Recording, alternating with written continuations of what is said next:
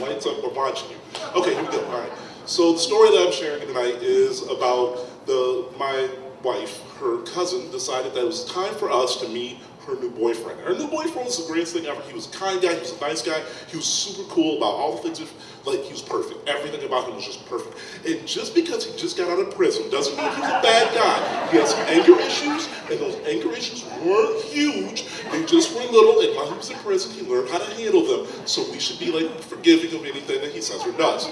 I said, okay, he's coming to my home, this is cool, I can deal with this. Here we go. I said, whatever you want to do, since you're coming to Battle Creek, whatever you want to do, we'll do what you want to do. He said, let's go bowling.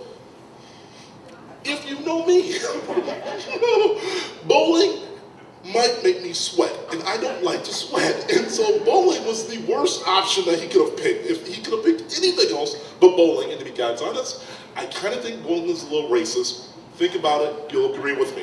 Okay. All right, so we go bowling, against my better judgment, when we go bowling. We're out there, we're doing whatever you do during bowling, I don't know. And as we're bowling, he goes, hey, let's do this, let's do that, I'm like, fine, whatever.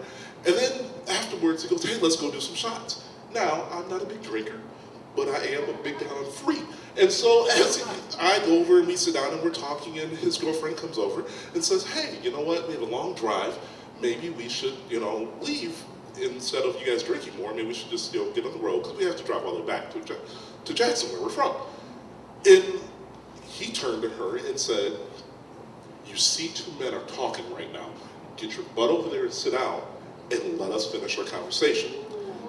Now at this point, I leaned back, because I expected my mom's hand to reach through the ether and slap him open-handedly in the mouth. And that didn't happen, but what he saw was me leaning back. And so he said, oh, do you have a problem with that? I said, well, I would never talk to my wife like that, but you talk, if that's y'all relationship, that is y'all. I have nothing to do with that. That has nothing to do with me. 15 minutes later, we're in the parking lot, standing in the rain. He's trying to fight me. Now, he's currently being held back by his 120-pound girlfriend to get to the 270-pound gorilla in front of him. Now, I wasn't feeling all that threatened, and so I figured, you know what, I will be the bigger man, and I will just go ahead and I will walk away. And so I said, you know what, I'm done. And I turned around, and I said, God, start to walk away. He said, yeah, you better walk away, nigger.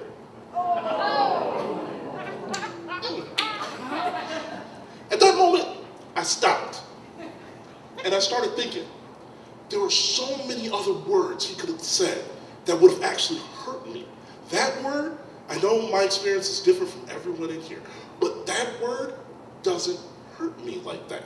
It doesn't engage me like that. That word, if he wanted to hurt me, he could have came up with some other words. There were plenty of other words he could have came up with. Like, I remember Christmas in my house. We lived in the middle of the street, and we had this big picture window, and there was a Christmas tree. She always put it right in front of the Christmas tree.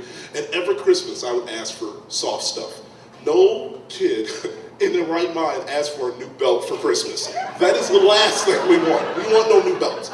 So I would ask for soft stuff. I asked for sweaters, and blankets, and pillows, some new socks, things that, one year I got everything I asked for, And she got me a Hot Wheels racetrack, which I really didn't want, but it was kind of cool. I was like, all right, fine, whatever, that's cool. And so I played with it for like 3 or 4 days, and then it came apart, and I was like, this is stupid. I gotta keep putting this thing back together. I'm not doing this anymore. And so I was sitting there, and I had done something, I may or mad, she did something, and she reached down and picked up this piece that was this big and fit in the hand, just about like this. I'm like, really? I'm getting beat with my own toys. This sucks. So if he wanted to call me something that would be accurate, abused would have been accurate. If he wanted to call me something that would have really, really hurt me, he could have called back on the memory when I was a kid, and my dad said, we're going to Cedar Point, I'll be there to pick you up at 9. And my sister and I were all excited, and it was 8:30, and we're all super, I got all my stuff packed, and I sit down on the porch, and I'm looking up the street, and I can see cars coming down after down, and I just know he's gonna be coming down the street soon. It's 9 o'clock, 9:15, I'm in Washington, we're late to everything. So I'm like, okay, it's all right, he'll be here soon. 9:30, 9:45, 1, 2 o'clock, go get lunch, come back, 3, 4 o'clock. My sister finally goes, you know what, forget this. She goes to the house, I'm like, you know what? What she didn't understand is he said 9 o'clock.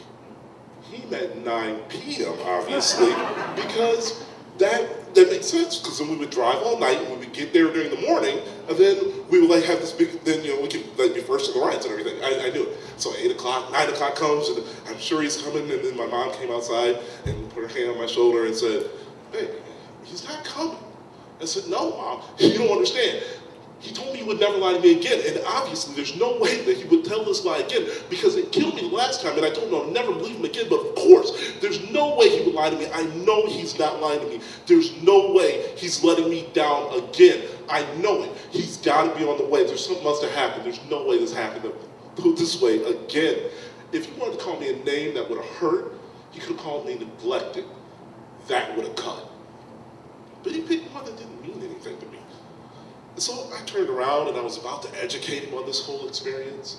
And as I spun around to go ahead and talk to him, my wife stepped in between us and said, "Hold on, guys."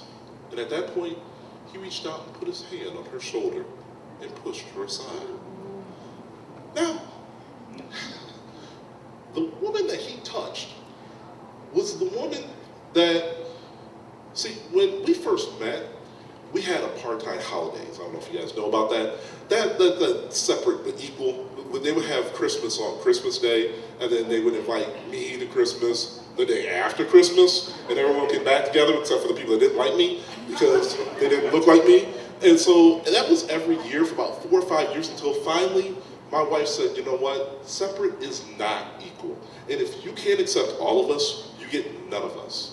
And so I remember looking at her that Christmas, sitting around our little Christmas branch that had one ornament on it that bent the tree down, and 3 little presents underneath. And at that moment, I knew that woman that was sitting across the table from me was my wife. So when he put his hand out, what he didn't understand is when she became my wife, I took on some names too. I took on a whole bunch of new names. And they weren't exactly what he thought, I guess. I became her best friend, her lover, most importantly, her protector. That didn't work out so well for him. We don't talk anymore. Surprise.